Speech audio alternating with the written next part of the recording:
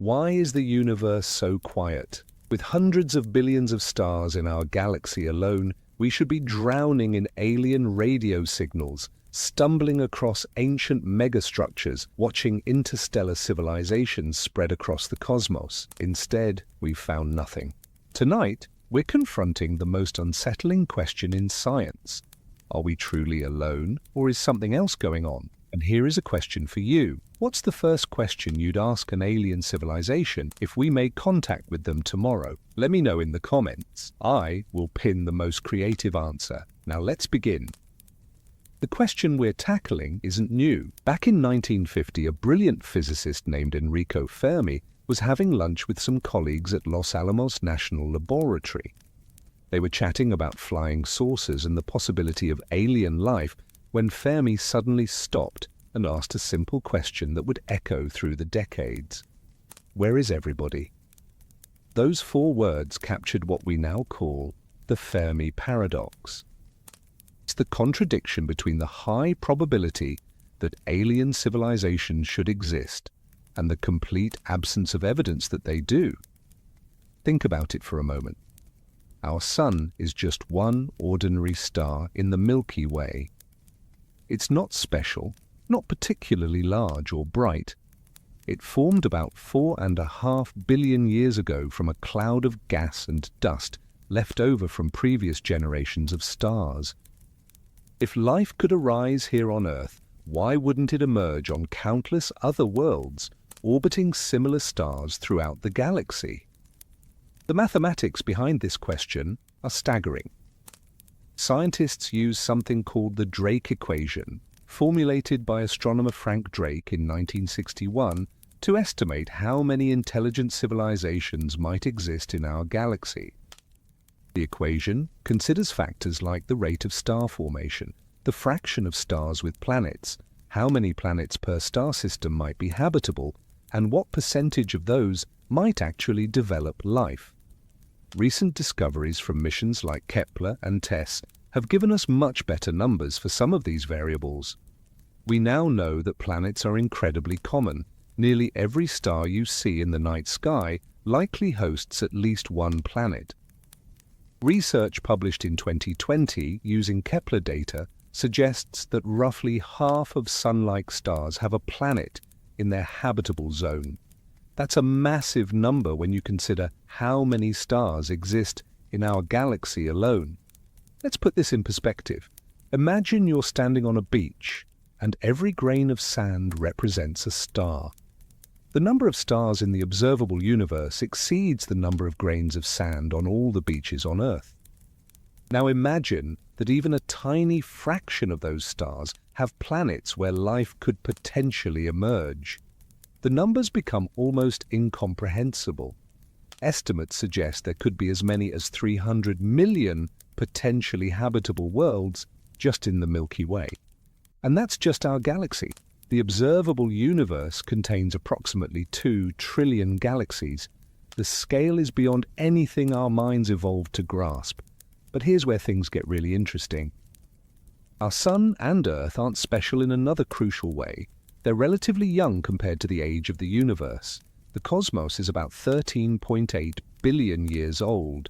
Our Sun formed when the universe was already 9 billion years old. That means there was a vast stretch of time, billions of years, when other star systems could have formed and potentially given rise to intelligent life. Some civilizations could have had a head start of millions or even billions of years. Imagine what a civilization could accomplish with just 1 million years of technological development beyond where we are now. We went from the first powered flight at Kitty Hawk in 1903 to landing on the moon in 1969. That's just 66 years. What might we achieve in 1,000 years? 1 million? 1 billion? Here's where the paradox truly bites. Even traveling at speeds far slower than the speed of light, a civilization could theoretically colonize the entire galaxy in just a few million years. Computer models show that even with technology only slightly more advanced than what we have today, interstellar travel is feasible. It would be slow and require generational ships or some form of suspended animation, but it's not impossible. Some scientists have proposed that advanced civilizations might send out self-replicating probes that could explore and potentially colonize star systems, then build copies of themselves to continue the exploration.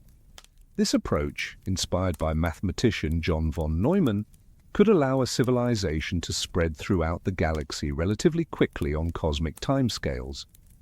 The Milky Way is approximately 100,000 light-years across. If a civilization sent out ships traveling at just 10% the speed of light, and those ships stopped to build new ships every 1,000 years or so, they could reach every corner of the galaxy in less than 1,000,000 years.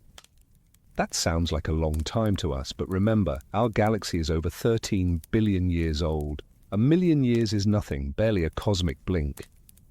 So if it's so easy, where are they? Why hasn't anyone done it? Why haven't we detected even a single sign of intelligence out there in the vast darkness? This brings us to one of the most exciting developments in modern astronomy. In the last 3 decades, we've gone from knowing of exactly 0 planets beyond our solar system to confirming over 5,000 exoplanets. The Kepler Space Telescope, launched in 2009, revolutionized our understanding by staring at a single patch of sky and watching for the tiny dips in starlight that occur when a planet passes in front of its star. This method, called the transit technique, allowed scientists to discover thousands of new worlds. Some are scorching hot Jupiters, massive gas giants orbiting closer to their stars than Mercury orbits our Sun. Others are frozen ice worlds far from any warmth. But crucially, many sit in that sweet spot we call the habitable zone. The habitable zone is the region around a star where conditions might be just right for liquid water to exist on a planet's surface. Not too hot that water boils away into space. Not too cold that it freezes solid forever. Just right, like in the story of Goldilocks. Water is essential for life as we know it. It's an incredible solvent, meaning it can dissolve and transport nutrients. It remains liquid over a wide temperature range, and it has unique properties that make it perfect for the chemistry of life. Every living thing on Earth, from the smallest bacteria to the largest whale, requires water to survive. So when astronomers search for potentially habitable worlds, they first look for planets in the habitable zone. Recent studies have refined our understanding of these zones. It's not enough for a planet to simply be the right distance from its star. The planet needs to have the right mass to hold on to an atmosphere. It probably needs plate tectonics to recycle carbon and regulate temperature over geological timescales. It might need a large moon to stabilize its axial tilt and create stable seasons. It potentially needs a Jupiter-like planet in the outer solar system to act as a gravitational shield, deflecting dangerous comets and asteroids. Earth has all these things, and for a long time, scientists wondered if that made us incredibly rare. But as we discover more and more exoplanets and learn more about their properties, we're finding that Earth-like worlds might not be as uncommon as we once thought. If you're enjoying this deep dive into one of science's greatest mysteries, this would be a perfect moment to hit that subscribe button and give this video a thumbs up. It truly helps the channel grow and allows me to keep bringing you fascinating content about the cosmos. Your support means everything as I build this community of curious minds exploring the universe together. In 2014, NASA announced the discovery of Kepler-4 152b, a planet roughly 60% larger than Earth orbiting in the habitable zone of a Sun-like star. The planet takes 385 days to complete one orbit, remarkably similar to Earth's year.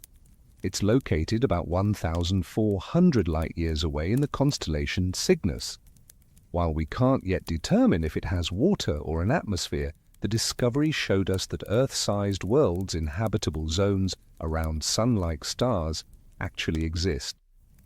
More recently, in 2025, astronomers announced the detection of what they're calling the first Earth cousin, a world so similar to our own in size, temperature, and orbital characteristics that it represents our closest analogue yet discovered.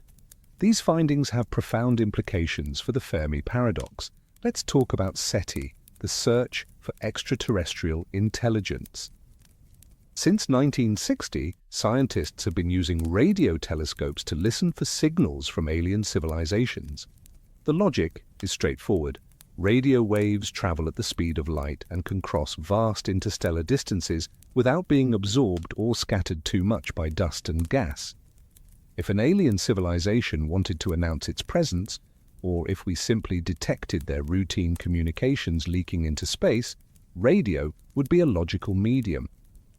We've been broadcasting radio and television signals into space since the early 20th century. Those signals form an expanding bubble around Earth, now stretching roughly 125 light-years in all directions. Any civilization within that bubble with sensitive enough equipment could detect us. But despite decades of searching, despite listening to millions of radio channels across thousands of star systems, SETI has found nothing, not a single confirmed artificial signal. The silence is deafening. There was one famous exception, a signal detected on August 15, 1977, by the Big Ear radio telescope at Ohio State University. The signal was so strong and so unusual that astronomer Jerry Amon circled it on the computer printout and wrote "Wow" in the margin. The wow signal lasted 72 seconds and appeared to come from the direction of the constellation Sagittarius. Despite numerous attempts to detect it again, it has never repeated. We still don't know what caused it. It remains one of astronomy's most tantalizing mysteries, but without confirmation or repetition, we can't claim it as proof of alien intelligence. Modern SETI efforts have expanded beyond just radio. Scientists are now looking for optical signals, brief flashes of laser light that an alien civilization might use for communication or even propulsion. They're searching for techno-signatures, evidence of advanced technology like massive engineering projects that might block out starlight in unusual patterns. The Breakthrough Listen initiative, funded by entrepreneur Yuri Milner and launched in 2015, represents the most comprehensive search ever undertaken. Using some of the world's most powerful telescopes, it's surveying 1 million nearby stars, the entire galactic plane, and even 100 nearby galaxies. The project is examining 10 times more sky than previous programs and is sensitive to signals far weaker than any we could currently detect. Yet the silence continues. This brings us to possible solutions to the Fermi Paradox, and there are dozens of them, each more thought-provoking than the last.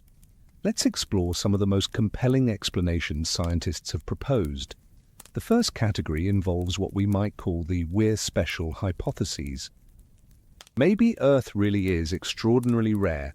This is known as the rare Earth hypothesis, proposed by paleontologist Peter Ward and astronomer Donald Brownlee in 2000. They argue that while simple microbial life might be common in the universe, complex multicellular life is incredibly rare. Earth had to meet so many specific conditions for complex life to evolve. We needed to be in the right location in the galaxy, not too close to the chaotic center where supernovae and radiation would sterilize planets regularly, but not too far out in the sparse outer regions where heavy elements necessary for life are scarce. Our sun had to be the right size. Larger stars burn too hot and die too quickly for complex life to evolve. Smaller stars live longer but emit less energy and tend to have violent stellar flares that could strip away planetary atmospheres. We needed Jupiter's gravitational influence to protect us from comet bombardments, but not so close that its gravity would destabilize Earth's orbit. We needed a large moon to stabilize Earth's axial tilt, preventing wild climate swings that might prevent complex life from gaining a foothold. We needed plate tectonics to recycle carbon and create a thermostat that keeps Earth's temperature relatively stable over billions of years. The list goes on and on. When you multiply all these probabilities together, maybe habitable planets with complex life become vanishingly rare. But here's a counter-argument that's equally compelling. Life appeared on Earth remarkably quickly. The planet formed about 4.5 billion years ago. It spent its early years being bombarded by asteroids and comets, with conditions far too violent for life to survive. Yet by 3.5 billion years ago, possibly even earlier, we find evidence of life in the geological record. That means life emerged within a few 100 million years of Earth, becoming even marginally habitable. In cosmic terms, that's incredibly fast. If life arises that quickly whenever conditions permit, it suggests that the emergence of life isn't the bottleneck. Maybe life is common, but intelligence is rare. This leads us to another fascinating possibility known as the Great Filter. Imagine there's a step in the evolution from non-living matter to a galaxy-spanning civilization that's incredibly difficult to pass. This is the filter. Very few make it through. The terrifying question is, where is this filter? Is it behind us or ahead of us? If it's behind us, maybe the jump from non-life to life is extraordinarily rare. Or perhaps the evolution from single-celled organisms to multicellular life is the nearly impossible step.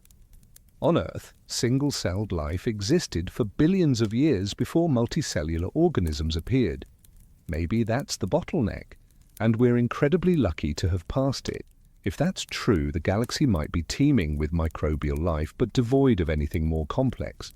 But what if the Great Filter is ahead of us? That's a chilling thought. Maybe civilizations inevitably develop technologies that lead to their own destruction before they can spread across the stars.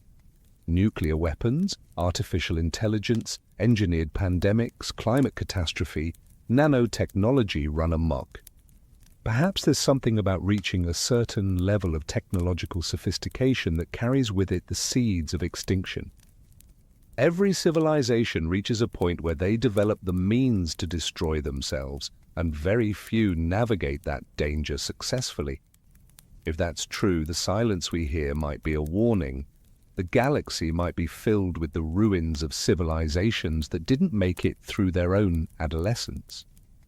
Speaking of vast distances, if you've ever wondered about the incredible challenges of interstellar travel, I actually made a video exploring exactly how long it would take to reach Andromeda, our nearest major galactic neighbor, using various propulsion methods we've theorized or developed. It really puts into perspective just how isolated we might be in this cosmic ocean. Check it out after this video if you're curious about the practical realities of crossing those mind-bending distances. The link is in the description and on the card above. There's another category of explanations that's even stranger. Maybe aliens exist, but we can't see them because we're not looking in the right way or at the right time. This is sometimes called the "they're here, but we can't detect them" hypothesis. Consider how different civilizations might be from us. We're looking for radio signals because that's the technology we use. But what if advanced civilizations communicate in ways we can't even imagine? What if they use quantum entanglement, gravitational waves, or some physics we haven't discovered yet? We'd be like someone trying to detect Wi-Fi signals using only their ears. The technology is all around us, but we lack the sensors to perceive it. There's also the zoo hypothesis, which suggests that alien civilizations know we're here, but have deliberately chosen not to contact us. Perhaps there's a galactic equivalent of Star Trek's Prime Directive, a rule that says advanced civilizations shouldn't interfere with less developed ones. Maybe they're waiting for us to reach a certain level of technological or social maturity before revealing themselves. Or perhaps they're studying us the way we might observe animals in a nature preserve, careful not to disturb the natural evolution of our civilization. It's a humbling thought, isn't it? The idea that we might be a protected species, observed from afar by intelligences we can't even detect. Then there's the simulation hypothesis, which pushes things into truly mind-bending territory. What if we're living in a computer simulation created by an advanced civilization? In that case, the universe we observe might be deliberately constrained. The simulators might have chosen not to include other intelligent life in our observable region, either to simplify the simulation or to see how we develop in isolation. Before you dismiss this as science fiction, consider that many serious physicists and philosophers, including Nick Bostrom at Oxford University, have argued that if civilizations can create realistic simulations of conscious beings, and if they create many such simulations, then statistically we're more likely to be living in a simulation than in base reality. It's a strange loop of logic, but it's harder to refute than you might think. Another intriguing possibility involves the nature of intelligence itself. Maybe there's something about the way intelligence evolves that makes civilizations turn inward rather than outward. Think about our own trajectory. We're increasingly living in virtual worlds, spending time in digital spaces rather than exploring physical ones. What if every civilization reaches a point where virtual reality becomes so sophisticated and satisfying that they lose interest in expensive, dangerous physical exploration?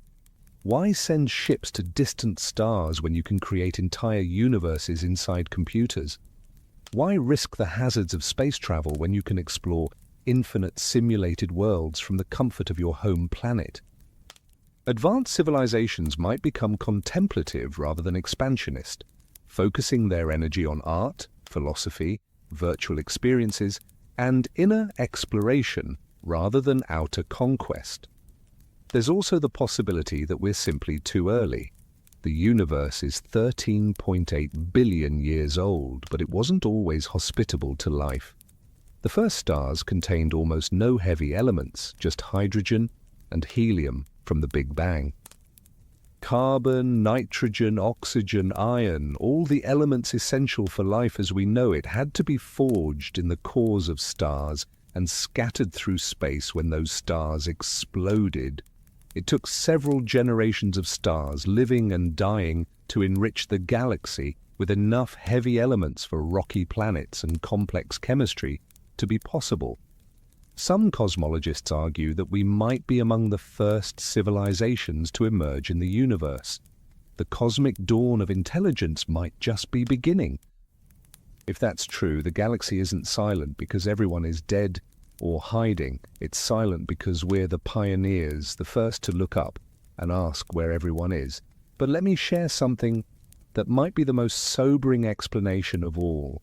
It's called the sustainability filter, and it's becoming increasingly relevant as we face our own challenges here on Earth. The idea is simple but profound. Maybe the problem isn't that civilizations destroy themselves quickly with nuclear war or some catastrophic technology. Maybe the problem is more subtle. Perhaps every civilization eventually faces resource limitations, climate instability, or environmental degradation. Those that don't solve these problems in time collapse before they ever reach the stars. Those that do solve them transition to sustainable, steady-state societies that don't have the excess resources or motivation for expensive interstellar expansion.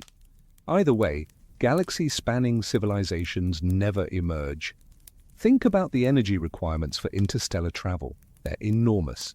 To accelerate even a small spacecraft to a significant fraction of light speed requires more energy than our entire civilization currently produces. The Breakthrough Starshot initiative, announced in 2016, aims to send tiny lightweight probes to Alpha Centauri using powerful lasers to push light sails. Even these tiny craft, weighing just a few grams, would require a laser array, generating about 100 gigawatts of power, roughly the output of 100 nuclear power plants, firing continuously for several minutes. And that's just to send a tiny probe on a one-way trip to our nearest stellar neighbor. Imagine the energy needed for a crewed mission or a self-sustaining colony ship. A civilization capable of such feats would need to be what physicist Nikolai Kardashev called a Type II civilization on his scale of technological advancement. He proposed this scale in 1964 to categorize civilizations based on their energy usage. A Type 1 civilization can harness all the energy available on its home planet. We're not quite there yet. We're currently around 0.7 on the Kardashev scale, able to use a fraction of Earth's available energy.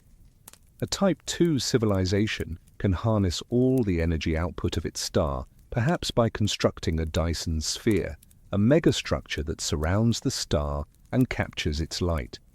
A Type 3 civilization can harness the energy of an entire galaxy. These classifications help us think about what advanced civilizations might look like and how we might detect them. Interestingly, we've been searching for evidence of such megastructures.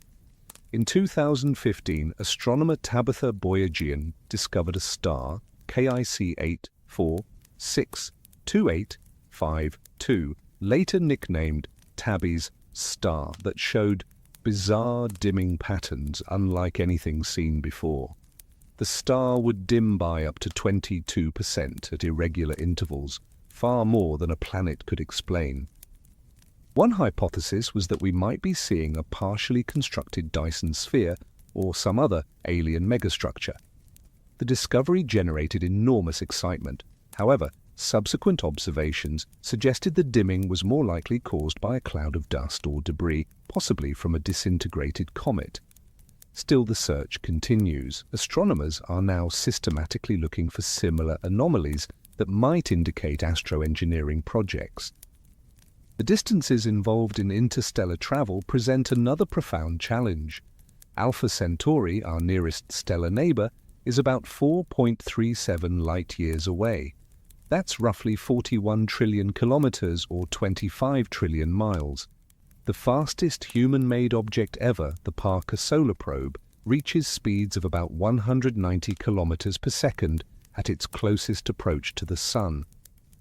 At that speed, it would still take over 6,700 years to reach Alpha Centauri. Even if we could travel at 1% the speed of light, a speed we're nowhere near achieving, the journey would take over 400 years. Most human lifetimes would pass before the ship reached its destination. This creates enormous practical problems. How do you maintain a ship and a society for centuries? How do you ensure the descendants of the original crew will still want to complete the mission? Some scientists have proposed generation ships, massive vessels that function as self-contained worlds where multiple generations would be born, live, and die during the journey. Others suggest suspended animation or cryogenic freezing, though we're far from having that technology. There's also the concept of seed ships, vessels that carry frozen embryos and artificial wombs, with AI systems that would raise the children upon arrival. Each solution creates its own ethical and practical dilemmas. Would it be right to conceive children who have no choice but to live their entire lives on a spaceship? What happens if the society on the ship evolves differently from Earth and decides not to complete the mission?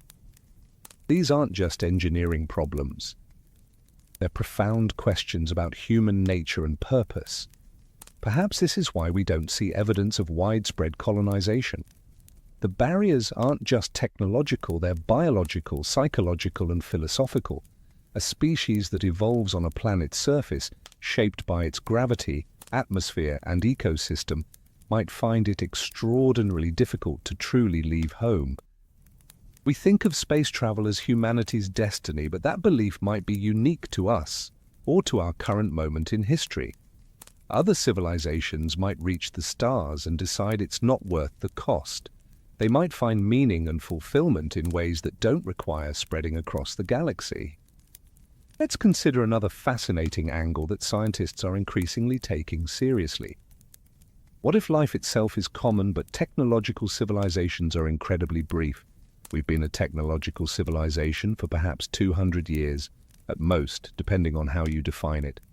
That's nothing compared to the 4.5 billion-year history of Earth, or the hundreds of millions of years that complex life has existed on our planet.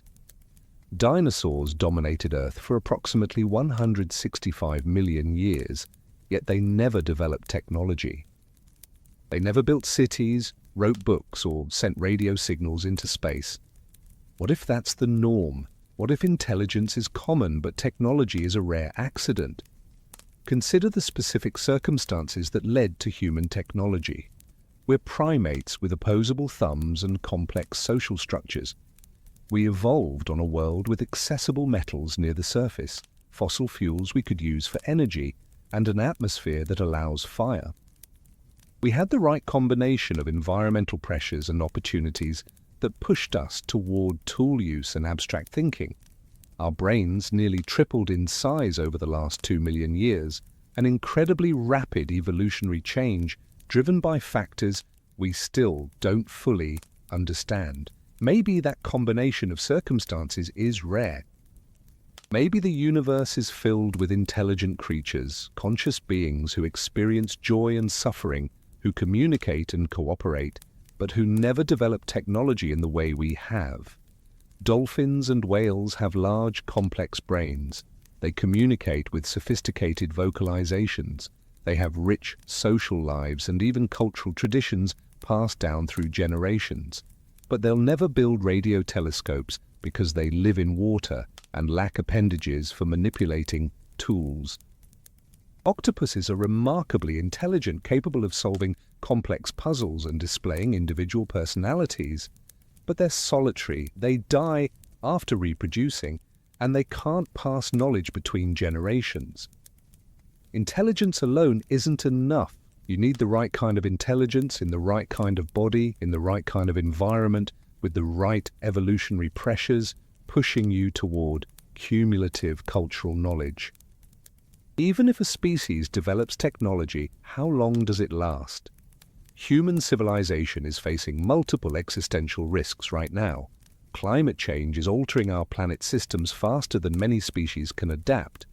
We've developed nuclear weapons capable of destroying our civilization many times over. We're creating artificial intelligence systems whose long-term impacts we can't fully predict. We're depleting critical resources, losing biodiversity at an alarming rate, and dealing with social and political tensions that could spiral into catastrophe. And we've only had advanced technology for about a century. What will the next century bring? Will we navigate these challenges successfully, or are we approaching our own great filter? This might be the answer to the Fermi Paradox. Maybe technological civilizations typically last only a few hundred years before something goes wrong. In that case, the galaxy could have been home to thousands or even millions of civilizations over its history, but they're separated by vast gulfs of space and time. They rise, they fall, and the evidence of their existence is erased by geological processes, stellar evolution, or the simple passage of eons. Two civilizations might exist in the same region of the galaxy, but be separated by millions of years, like ships passing in the cosmic night, never aware of each other's existence. There's also the question of what we're actually looking for. When we search for alien intelligence, we're largely searching for civilizations similar to ourselves, ones that use radio technology, build large structures, and expand outward. But that's based on our own limited experience. We have exactly one example of a technological civilization, us. Drawing conclusions from a sample size of one is notoriously unreliable. What if intelligence usually takes forms we wouldn't recognize? What if consciousness can exist in substrates we've never imagined? Science fiction has explored this idea extensively. What if intelligence could emerge in the plasma of a star's corona, in the quantum states of interstellar dust, or in the complex dynamics of a planet's magnetic field? What if some civilizations upload themselves into vast computer networks and exist as pure information? What if others manipulate space-time itself, existing in dimensions we can't perceive? These ideas might sound far-fetched, but they're worth considering. After all, a few hundred years ago, the idea that you could send messages instantly across the world using invisible electromagnetic waves would have seemed like magic. Our descendants 1,000 years from now might view our current searches for alien life the way we view ancient people looking for gods in the sky, sincere but fundamentally misconceived. Let me share something that gives me goosebumps every time I think about it. In 1977, NASA launched Voyager 1 and Voyager 2, two spacecraft designed to explore the outer planets. After completing their primary missions, they continued outward, becoming the first human-made objects to enter interstellar space. Each carries a golden record, a phonograph containing sounds and images selected to portray the diversity of life and culture on Earth. The record includes greetings in 55 languages, music from different cultures, and 116 images encoded in analog form. It's a message in a bottle, cast into the cosmic ocean. Voyager 1 is now over 24 billion kilometers from Earth, traveling at about 17 kilometers per second relative to the Sun. At that speed, it would take about 73,000 years to reach the distance of the nearest star if it were headed that way, which it isn't. The golden record will last billions of years in the vacuum of space, long after Earth itself might be gone. But the odds of it ever being found by an alien civilization are vanishingly small. Space is so vast, and the voyagers are so tiny. It's like placing a grain of sand in the Sahara Desert and hoping someone will stumble across that specific grain. Yet we sent it anyway because it represents something profound about human nature. We want to reach out. We want to be known.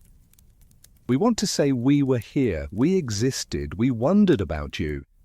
That impulse, that deep desire to connect across the cosmic void might be universal, or it might be uniquely human. We don't know, but it speaks to why the Fermi Paradox matters so much. It's not just an academic puzzle, it's a question about loneliness and meaning. Are we alone in experiencing the universe, in contemplating beauty, in asking why? Or are there others out there perhaps asking the same questions, feeling the same longing? Recent developments in astrobiology have given us new ways to search for life. We're no longer limited to listening for radio signals. Scientists are now looking for biosignatures, chemical indicators of life in the atmospheres of exoplanets. When starlight passes through a planet's atmosphere on its way to Earth, the gases in that atmosphere absorb specific wavelengths of light.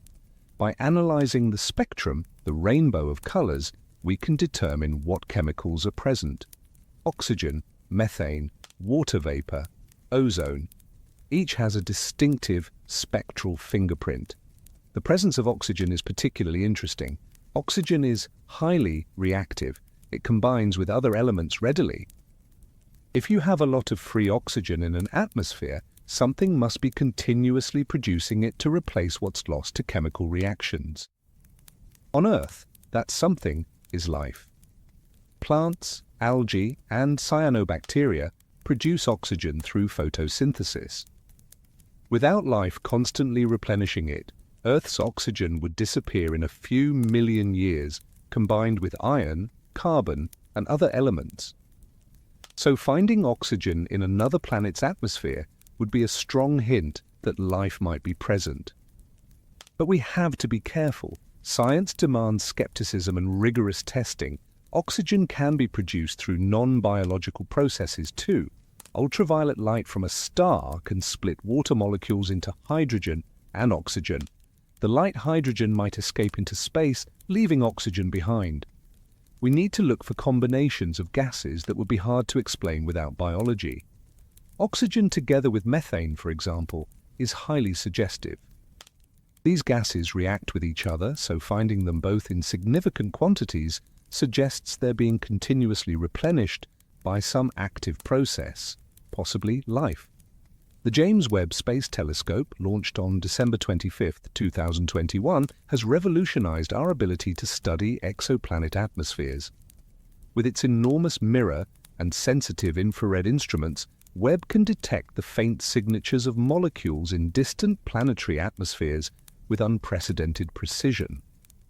In 2023, it analyzed the atmosphere of K218b, a planet about 8.6 times Earth's mass, orbiting a red dwarf star 120 light-years away. The observations revealed the presence of carbon dioxide and methane, and possibly dimethyl sulfide, a molecule that on Earth is only produced by life, specifically by marine phytoplankton. The findings are still being debated and require confirmation, but they represent exactly the kind of discovery that could eventually answer whether we're alone. Imagine the moment when we definitively detect life on another world. It might not be intelligent life, it probably won't be. Most likely our first detection will be microbes, simple organisms just trying to survive and reproduce, but the implications would be staggering. If life arose independently on two worlds in the same stellar neighborhood, it would suggest that life is common in the universe. The probability calculations would shift dramatically. We'd go from wondering if life is rare to assuming it's everywhere. And if microbial life is everywhere, what about complex life?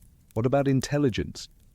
This brings us to something called the Copernican principle, named after Nicholas Copernicus, who in the 16th century argued that Earth wasn't the center of the universe. The principle states that we shouldn't assume we're special or privileged observers. We're probably typical. Our location in space is probably typical. Our point in time is probably typical. If that's true, and if we exist, then creatures like us probably exist elsewhere. The universe has been running the same experiment, combining atoms under various conditions, for nearly 14 billion years across trillions of star systems. The idea that it only worked once, here on Earth, seems statistically unlikely. Yet here we are, alone as far as we can tell, with no confirmed evidence of life anywhere else. This is what makes the Fermi Paradox so maddening. The statistics say life should be common. The physics says interstellar travel is difficult, but not impossible. The observations say nobody's out there, or at least nobody's making themselves obvious. Something in our reasoning must be wrong, but we don't know what. Let's talk about timescales again, because they're crucial to understanding this puzzle. The universe is 13.8 billion years old. Earth formed 4.54 billion years ago. The oldest evidence of life on Earth dates back at least 3.5 billion years, possibly more. For most of Earth's history, life was microscopic. Complex multicellular life only appeared around 600 million years ago. Dinosaurs dominated from about 230 million years ago until their extinction 66 million years ago. Modern humans, Homo sapiens, have existed for only about 300,000 years. Civilization, agriculture, cities, writing all emerged within the last 10,000 years. Industrial technology is less than 300 years old. Radio technology is about 125 years old. Think about those timescales. If aliens visited Earth 67 million years ago, they would have found dinosaurs, not humans. If they visited 200 million years ago, they would have found a world dominated by reptiles and early mammals, with no hint that intelligent life would someday emerge. If they visited 500 million years ago, they would have found oceans full of strange creatures but empty continents. If they decided to check back every million years, they might have stopped by dozens of times without ever encountering anything resembling human civilization. We're so new, such a brief flicker in cosmic history.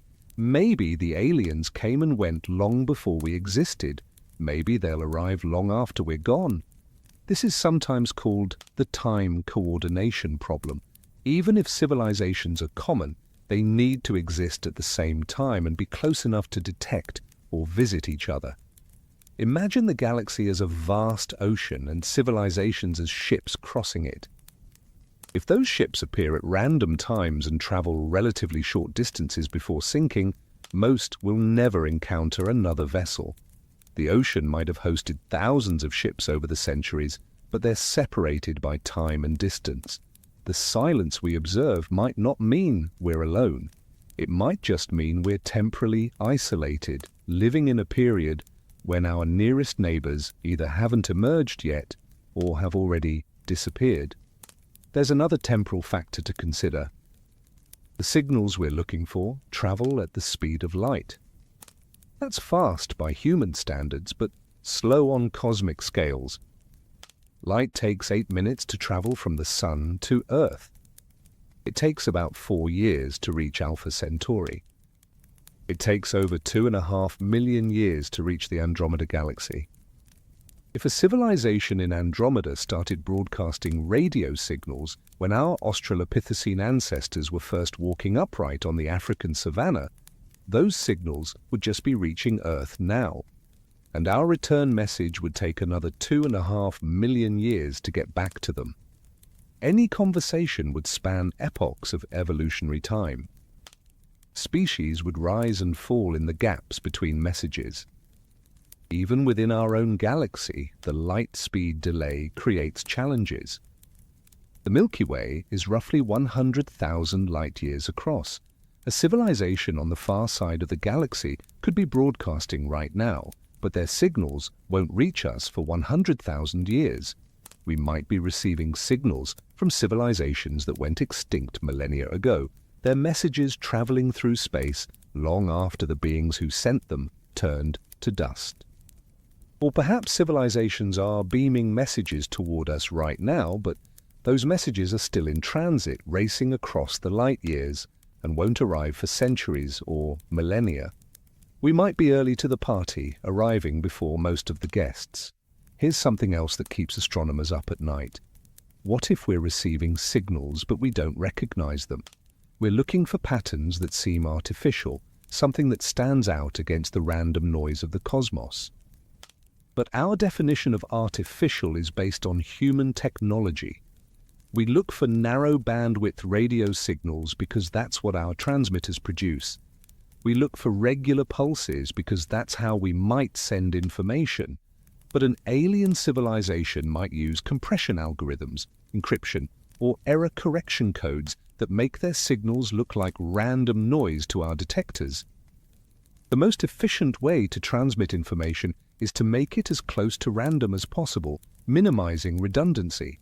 So the signature of an advanced civilization might be indistinguishable from cosmic static. When pulsars were first discovered in 1967 by Jocelyn Bell Burnell, they caused tremendous excitement.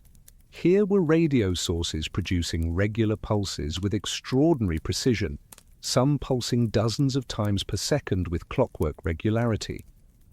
The Cambridge team that discovered them briefly wondered if they'd detected alien beacons. They even nicknamed the first pulsar LGM-1, standing for Little Green Men.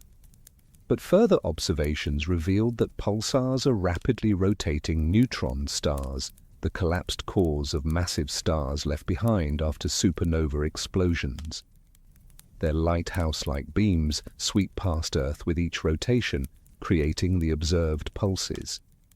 Nature, it turns out, can create patterns that seem artificial. This taught astronomers an important lesson about jumping to conclusions. The challenge of recognizing intelligence brings up an interesting philosophical question. What exactly is intelligence, and would we know it if we saw it?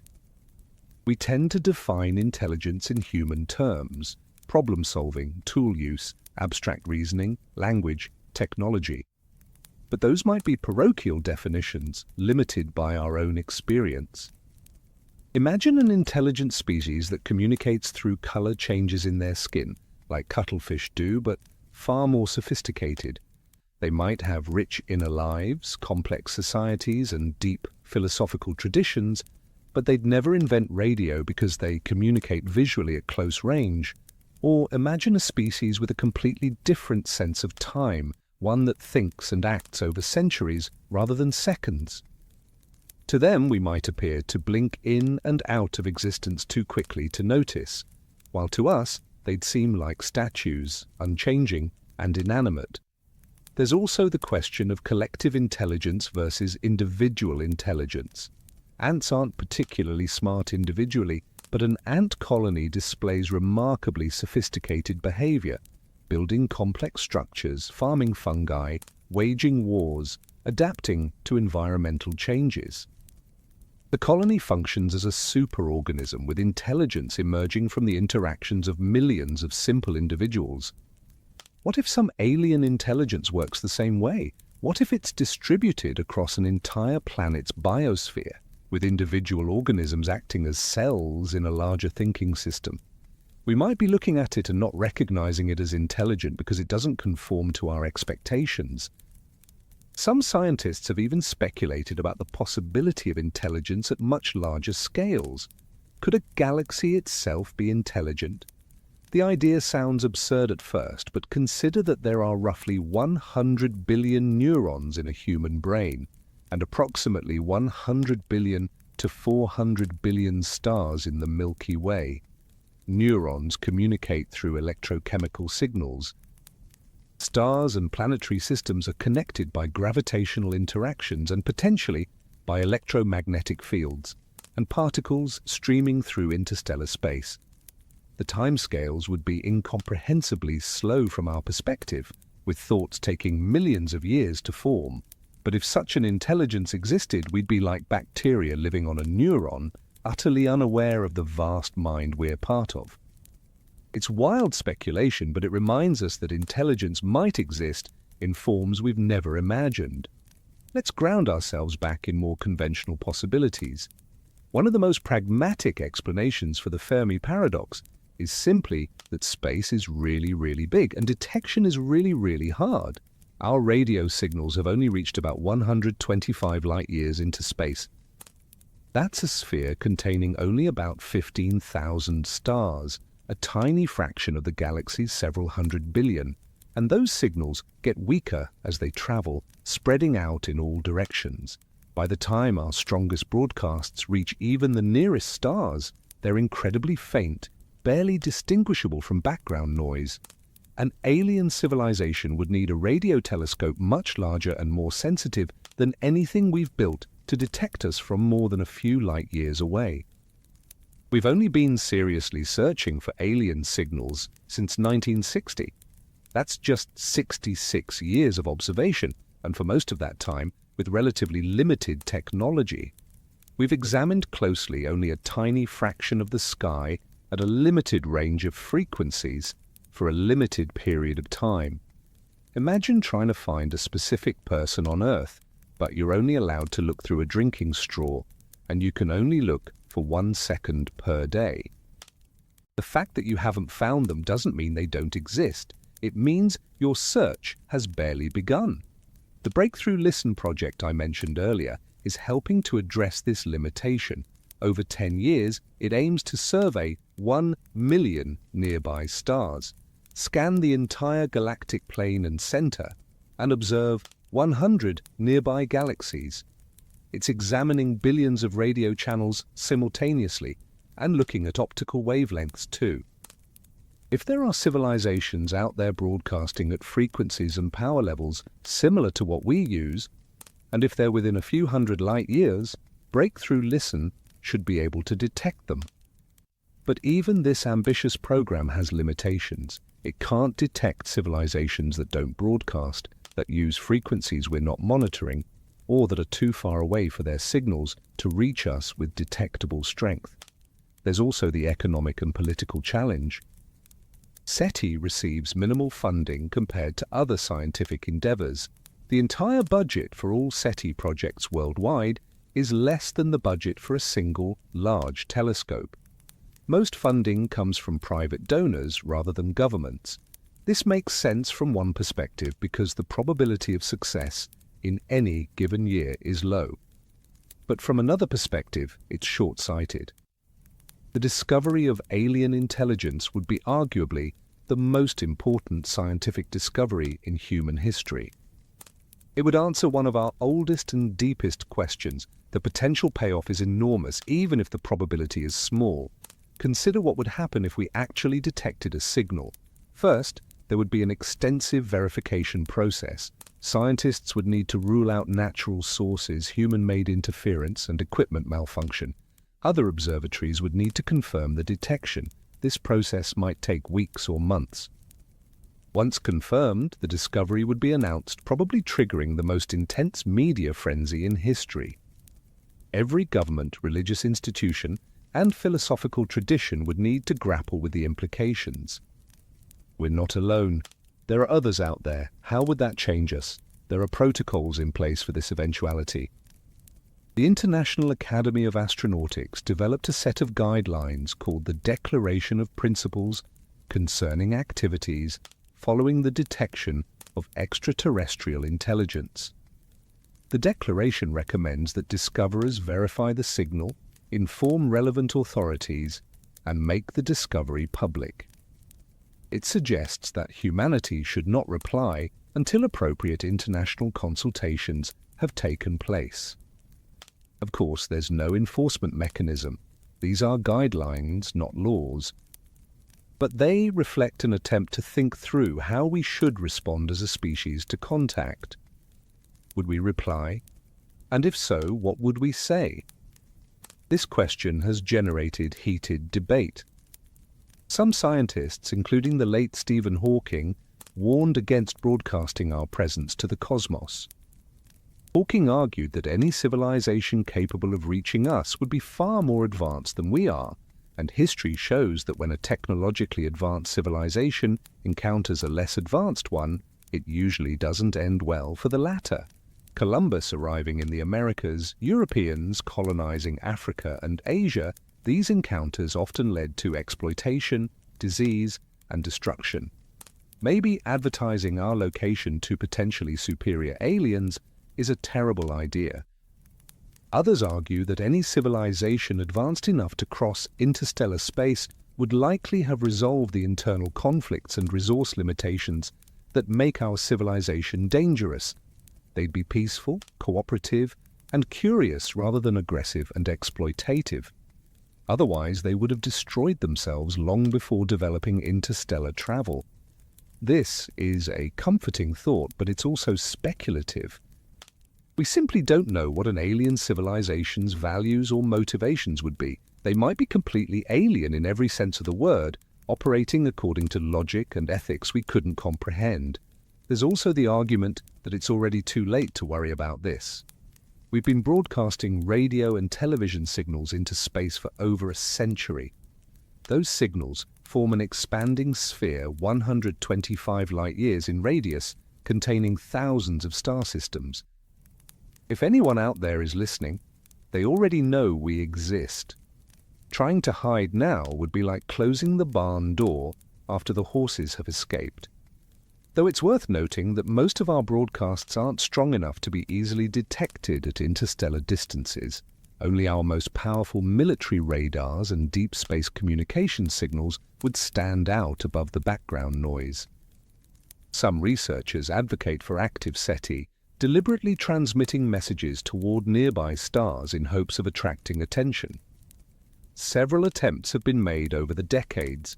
In 1974, the Arecibo radio telescope in Puerto Rico transmitted a message toward the globular star cluster Messier 13, about 25,000 light-years away. The message contained information about mathematics, the elements, DNA structure, human form, and Earth's position in our solar system.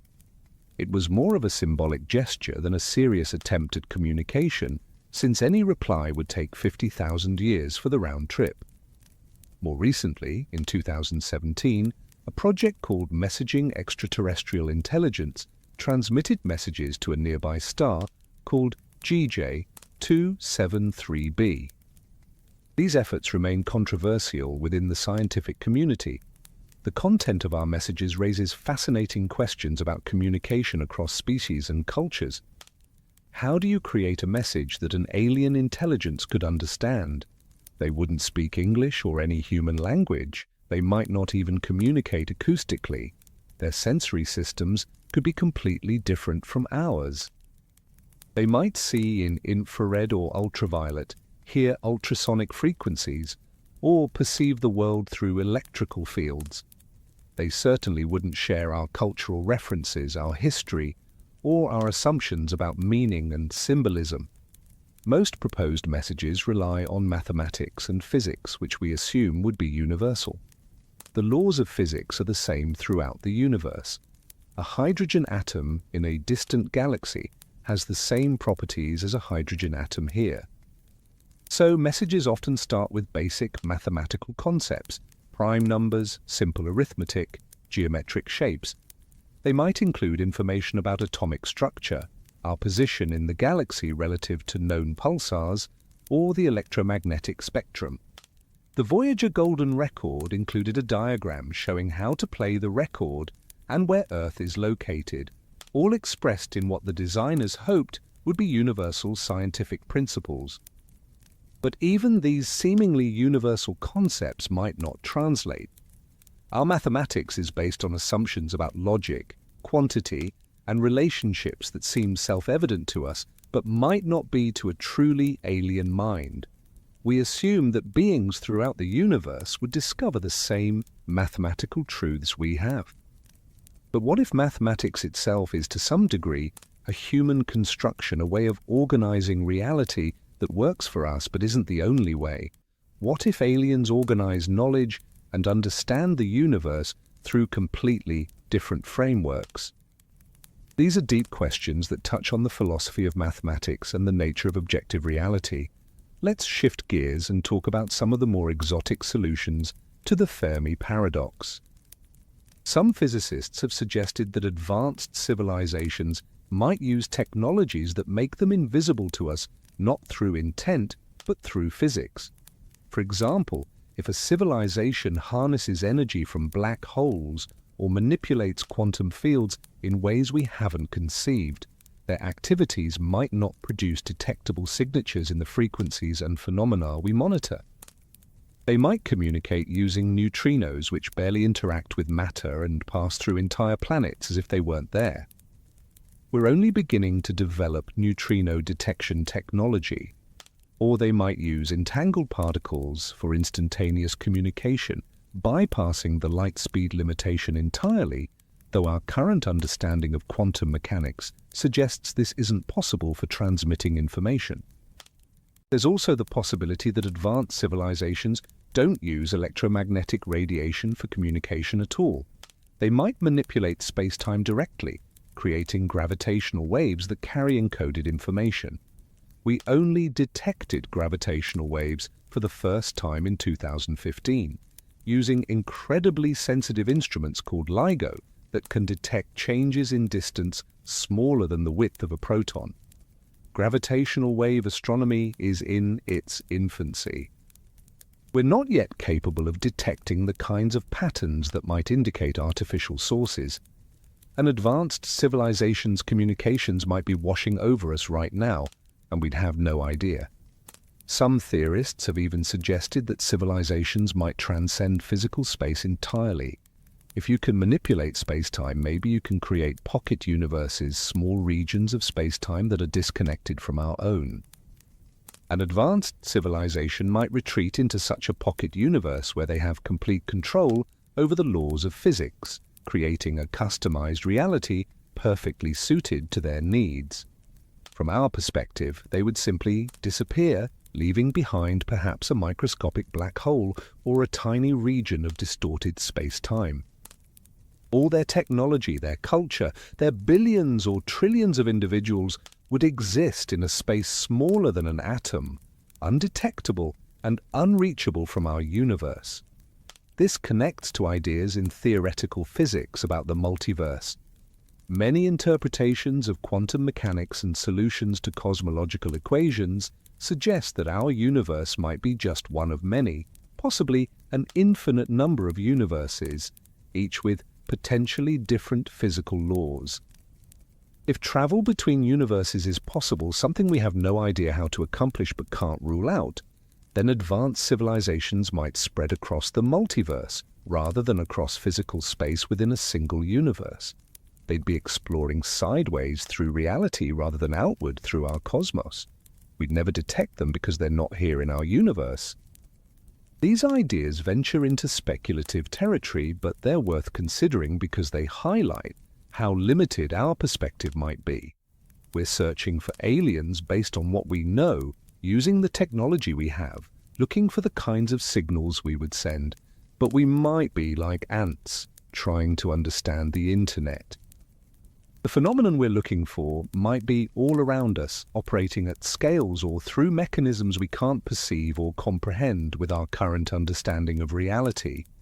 Now let me bring us back to something closer to home. One explanation for the silence that I find both hopeful and sobering is that civilizations simply have better things to do than expand across the galaxy. Think about what drives exploration and expansion in human history. We've explored and colonized new territories primarily for resources, living space, and sometimes fleeing danger or seeking freedom. But what if you live in a post-scarcity society where energy is abundant, matter can be rearranged at will, and you've solved the problems of disease, aging, and resource limitations? What motivates expansion then? An advanced civilization might focus inward on maximizing experience, knowledge, art, and personal fulfillment rather than outward on territorial expansion. They might spend their resources on creating sublime virtual realities, exploring the mathematical structures underlying reality, or achieving deeper states of consciousness. They might dedicate themselves to art, music, philosophy, and forms of experience we can't imagine. Physical expansion into space is expensive, slow, and dangerous. If you can achieve everything you want on or near your home world, why leave? This possibility suggests something profound about the nature of intelligence and purpose. We assume that expansion and growth are universal drives, that civilizations naturally want more territory, more resources, more power. But that assumption might reflect our evolutionary history and current limitations rather than a universal truth. We evolved as organisms that needed to compete for scarce resources. Expansion meant survival. But a civilization that transcends those limitations might also transcend the drive to expand. They might reach a state of equilibrium, content with what they have, focused on depth rather than breadth. If that's true, the galaxy might be home to many civilizations, each centered on their home star system, rich in culture and achievement, but with no interest in conquest or colonization. They'd be like houses in a suburban neighborhood, each with lights on and people inside, but nobody comes outside to socialize. Everyone stays home, absorbed in their own lives. From the outside, from our perspective, as the new arrivals, still learning how things work, the neighborhood looks empty and silent. We wonder where everyone is, not realizing they're all inside, living lives that don't involve wandering around the streets announcing their presence. There's also a deeply uncomfortable possibility that we need to confront honestly. What if intelligence itself is not an advantage on cosmic timescales?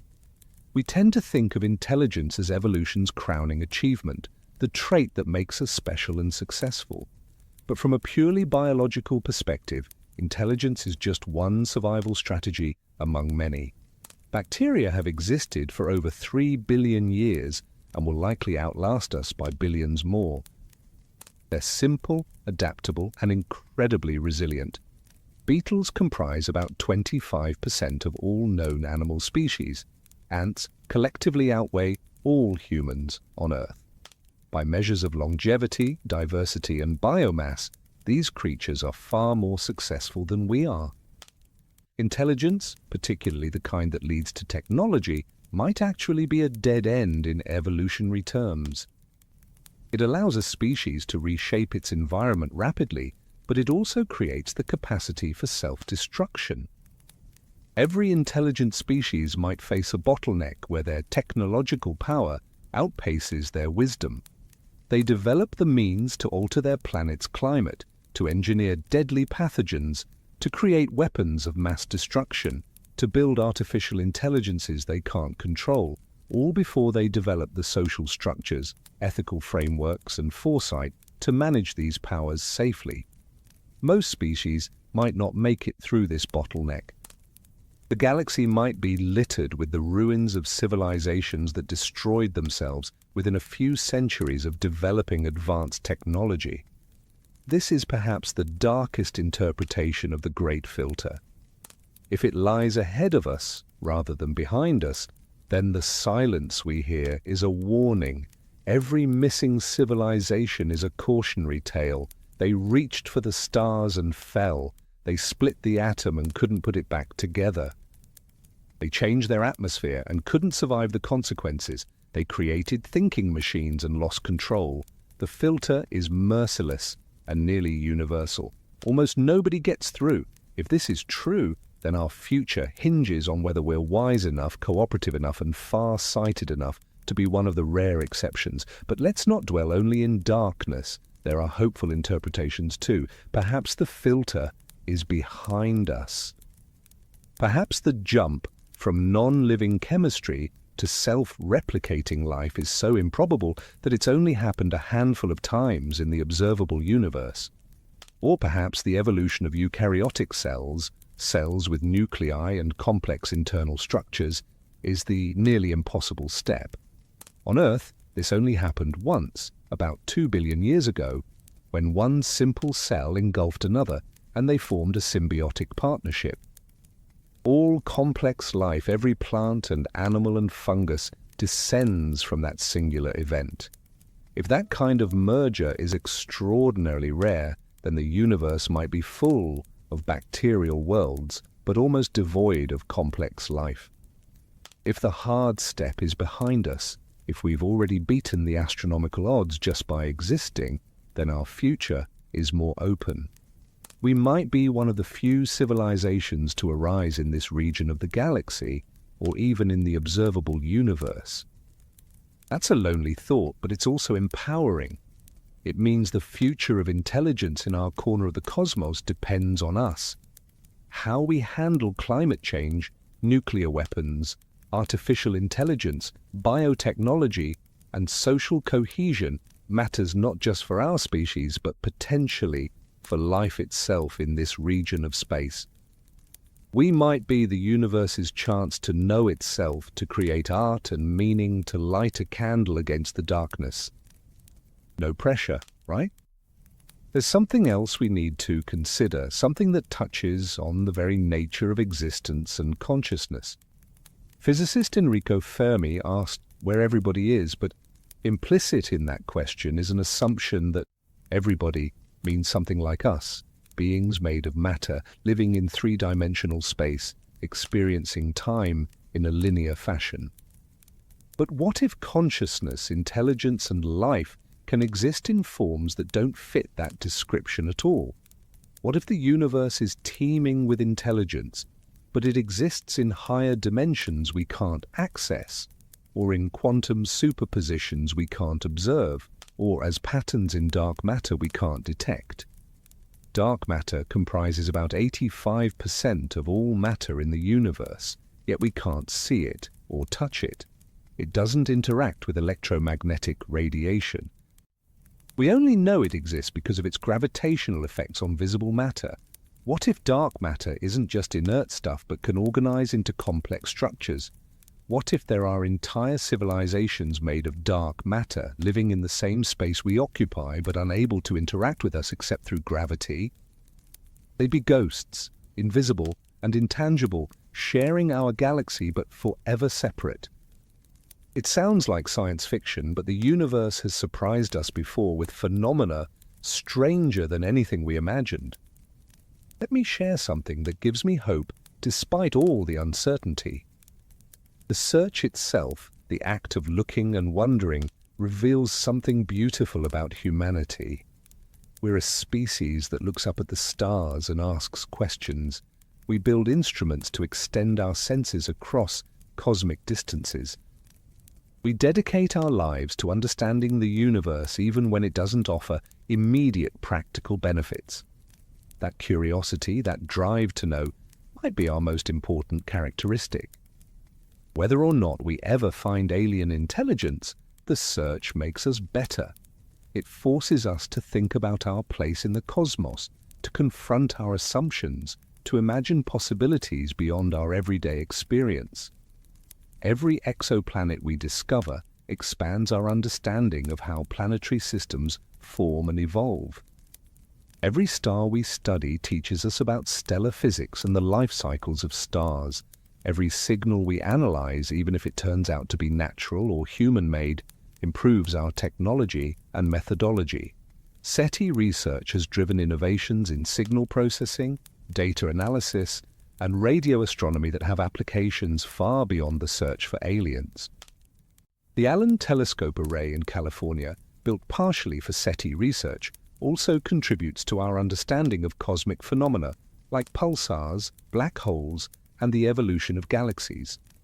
Moreover, thinking about alien life forces us to think about life itself in deeper ways. What is life? How do we define it? On Earth, all life shares common characteristics: metabolism, growth, reproduction, response to stimuli, evolution through natural selection. But are these requirements universal? What about viruses which reproduce but don't metabolize? What about computer programs that evolve and compete for resources? What about prions, misfolded proteins that can replicate their shape in other proteins, causing disease? These edge cases on Earth hint at the possibility that life elsewhere might be even stranger, operating according to principles we've never encountered. Astrobiologists are now thinking about weird life, hypothetical organisms, that might use different chemistry than Earth life. All life on Earth uses water as a solvent, but could life use liquid methane, like in the lakes on Saturn's moon Titan? Could it use ammonia or sulfuric acid? Earth life is carbon-based, using carbon's ability to form long chains and complex molecules. But silicon has similar properties. Could there be silicon-based life? Most biochemists are skeptical because silicon-oxygen bonds are very stable, making it hard for silicon to form the dynamic, changeable molecules that life requires. But we shouldn't rule it out entirely. The universe might be more creative than our theories allow. There's a concept in biology called convergent evolution. When organisms face similar environmental challenges, they often evolve similar solutions independently. Wings evolved separately in insects, birds, bats, and pterosaurs. Eyes evolved independently dozens of times. This suggests that certain solutions to survival problems are so effective that evolution finds them repeatedly. Some scientists think intelligence might be convergent too. If true, then wherever life becomes complex, intelligence might eventually emerge because it's such a useful adaptation. This would make intelligent aliens more likely, which deepens the Fermi Paradox. If intelligence is a convergent solution, why don't we see evidence of it everywhere? But convergent evolution also teaches us something else. While the general solution might be similar, the details are always different. Bird wings and bat wings both enable flight, but they're constructed differently, evolved from different ancestors, and work in somewhat different ways.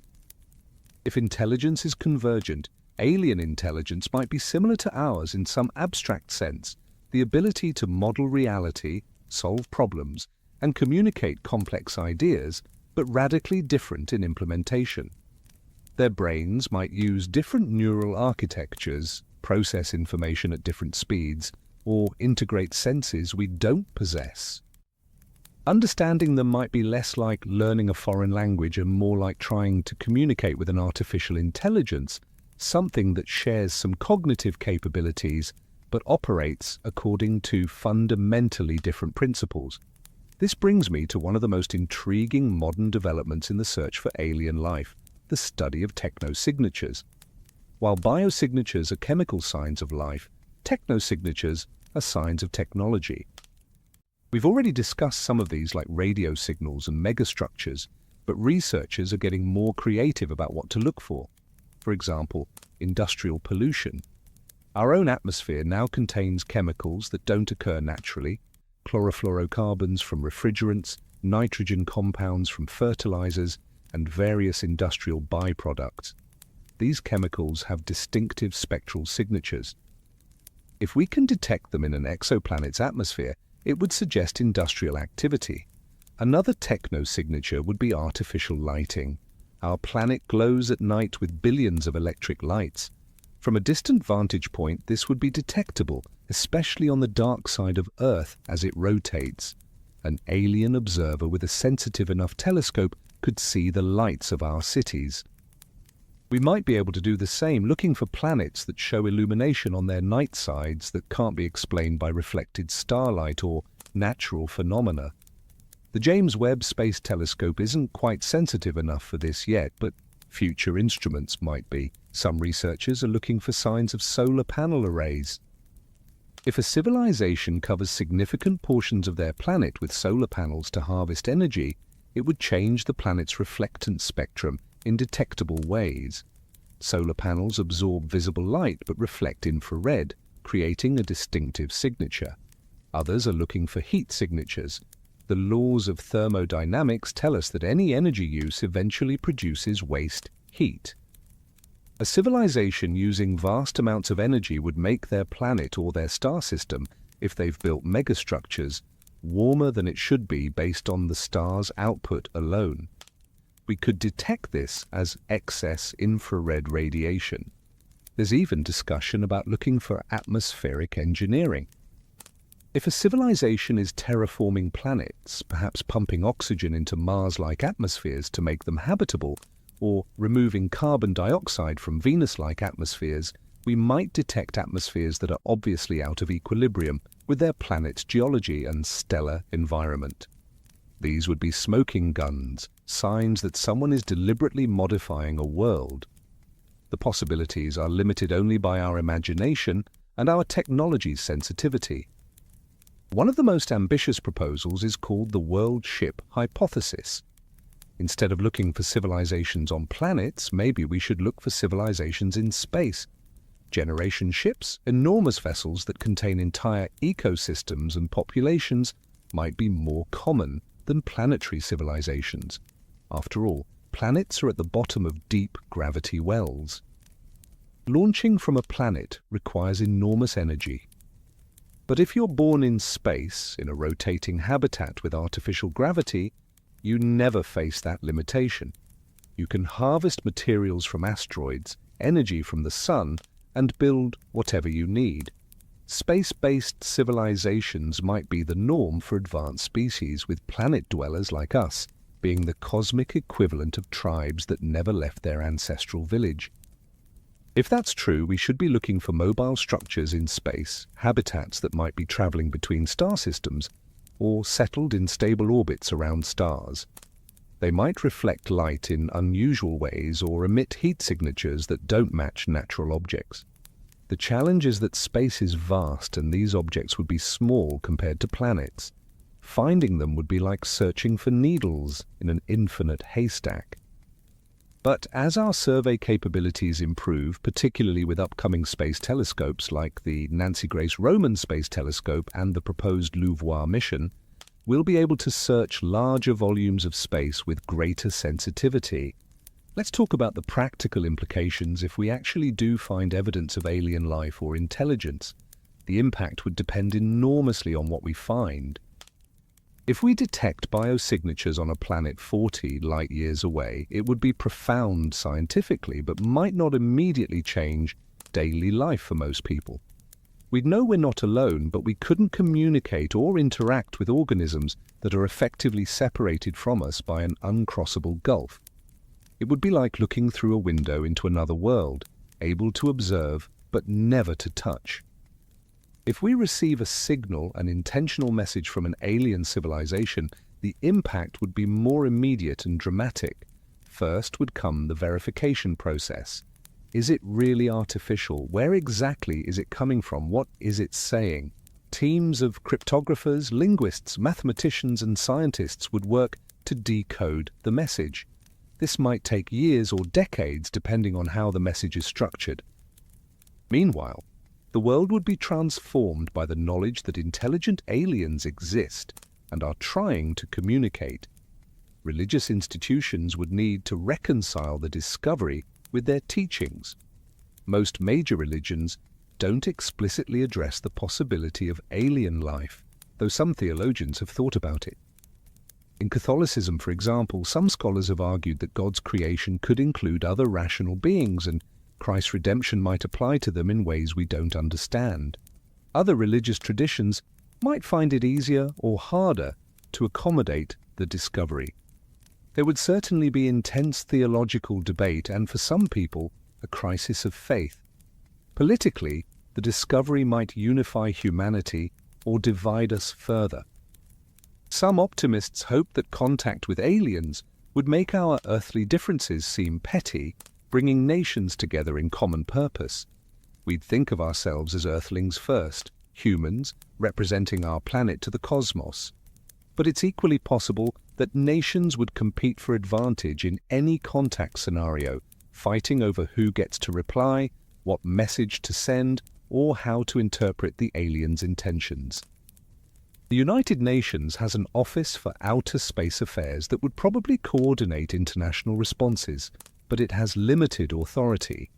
Economically, the discovery might trigger a new space race.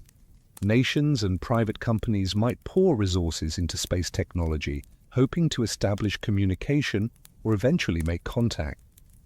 We'd see massive investment in propulsion systems, life support, artificial intelligence, and other technologies relevant to interstellar communication or travel. This could accelerate technological development dramatically, similar to how the original space race drove innovation in computing, materials science, and telecommunications. Or it might drain resources from addressing problems here on Earth, a cosmic distraction from terrestrial challenges. Psychologically and culturally, the impact would be profound. Humanity has never had a mirror to see ourselves reflected in another intelligent species. We'd be forced to recognize that human intelligence, human consciousness, human culture, all the things we consider uniquely special about ourselves, are actually just one example among many. This could be humbling or inspiring, depending on your perspective. Artists, writers, musicians, and philosophers would find endless inspiration in contemplating the alien other. We'd see an explosion of cultural production trying to make sense of our new place in the cosmos. But here's what I think would be the most important consequence. It would change what seems possible. Right now, interstellar travel, building civilizations among the stars, surviving as a species for millions of years, these all seem like distant, maybe impossible dreams. But if we knew for certain that another species had done it, that they'd overcome the challenges and created a lasting civilization, it would prove it's possible. We'd have an existence proof. If they did it, we could too. That knowledge might be exactly what we need to commit ourselves to the long-term project of becoming a spacefaring civilization, to think in terms of centuries and millennia rather than quarters and election cycles. Conversely, if we eventually conduct a thorough search and find nothing, that would also be profoundly meaningful. It would suggest that intelligent life is incredibly rare, that we might be alone or nearly alone in the observable universe. That realization would make Earth infinitely precious. We'd understand that consciousness, the ability to appreciate beauty, to create art, to love and wonder, and ask questions about existence, might be the rarest phenomenon in the cosmos. Every species on Earth, every ecosystem, every human culture would become sacred because they might represent something that barely exists anywhere else. The stakes of our choices would become cosmically high. If we destroy ourselves or our biosphere, we might be extinguishing something irreplaceable on a galactic or even universal scale. I often think about what future generations will know that we don't. 1,000 years from now, or 10,000, will humanity have answered the Fermi Paradox? Will our descendants look back and smile at our uncertainty, the way we smile at medieval debates about whether the Earth is the center of the universe? Will they live in a galaxy teeming with civilizations, trading messages and ideas across the light years? Or will they look out at the same silent cosmos we see carrying the lonely torch of consciousness through an empty universe? We don't know. And maybe that's appropriate. The question is so profound that perhaps each generation needs to grapple with it anew, bringing fresh perspectives and technologies to bear on the mystery. What we can do is keep searching, keep building better instruments, keep thinking more creatively about what to look for and where to look. We can also focus on becoming the kind of civilization that would be worth finding. If there are aliens out there watching us, what would we want them to see? A species that comes together to solve problems, that values truth and beauty, that treats its homeworld and fellow creatures with care, that reaches for the stars not with weapons, but with open hands. The Fermi Paradox ultimately asks us to think about intelligence, life, purpose, and existence at the largest possible scale. It connects astronomy and biology, physics and philosophy, technology and ethics. It forces us to examine our assumptions about what's normal, what's possible, and what matters. Every answer we propose reveals something about how we see ourselves and our place in the cosmos. Maybe we're alone, maybe we're early, maybe we're surrounded by civilizations we can't detect. Maybe the universe is young and we're among the first. Maybe it's old and we're among the last. Maybe intelligence is common but brief. Maybe it's rare but enduring. Maybe space is too vast, time too long, technology too different. Maybe they're here already, watching and waiting. Maybe they were here long ago and left. Maybe they'll arrive tomorrow, or in 1,000,000 years. Maybe the question itself is flawed, based on assumptions that don't apply to truly alien intelligence. What I can tell you with certainty is that the search has value regardless of what we find. It expands our knowledge, drives technological innovation, and most importantly, it keeps us asking one of the deepest questions possible. Are we alone? In asking that question, we're really asking, what are we? What is consciousness? What is our responsibility to life and intelligence in the universe? These questions don't have easy answers, but wrestling with them makes us more thoughtful, more humble, and more aware of how precious and strange our existence is. So when you look up at the night sky, remember that you're seeing hundreds or thousands of stars, each potentially hosting planets, and each of those planets might harbor life.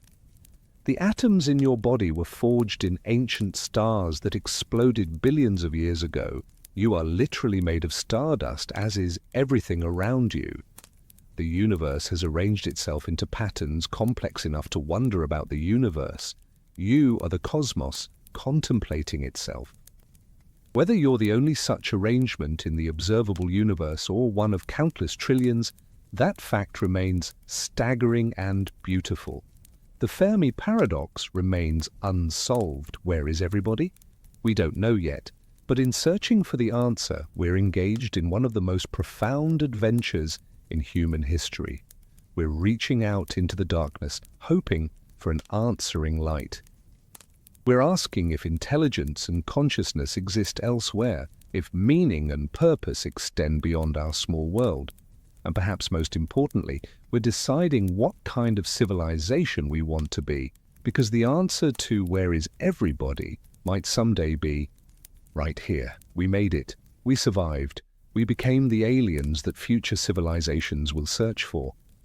The universe is 13.8 billion years old. It will likely continue for trillions of years more. We've been searching for alien intelligence for less than a single human lifetime. The story is just beginning. What happens next depends partly on what's out there, but it also depends on us. On whether we survive our challenges, whether we keep looking, whether we remain curious and hopeful. The silence we hear from the cosmos is not yet a final answer. It's an invitation to keep asking, keep searching, and keep wondering. And maybe someday, whether in our lifetimes or in the lifetimes of our distant descendants, that silence will break. Someone will receive a signal that can't be explained away. We'll know, finally and forever, that we're not alone. Until then, we keep searching, we keep hoping, and we keep being the kind of species worth finding. That's where we are with the Fermi Paradox. It's a question without an answer, a mystery that might be solved tomorrow or remain unsolved for millennia. But it's our mystery, our question to pursue, and there's something beautiful about that uncertainty, that possibility that the next discovery could change everything we think we know about life, intelligence, and our place among the stars. If you made this far, I am sure you will love this other video at the left side of the screen. The true scale of the universe, why your brain can't comprehend how big it really is. In this video, we explore why your brain can't comprehend how astronomically vast the universe truly is. And we will explore how understanding the cosmic scale reveals about your existence in the cosmos. See you there.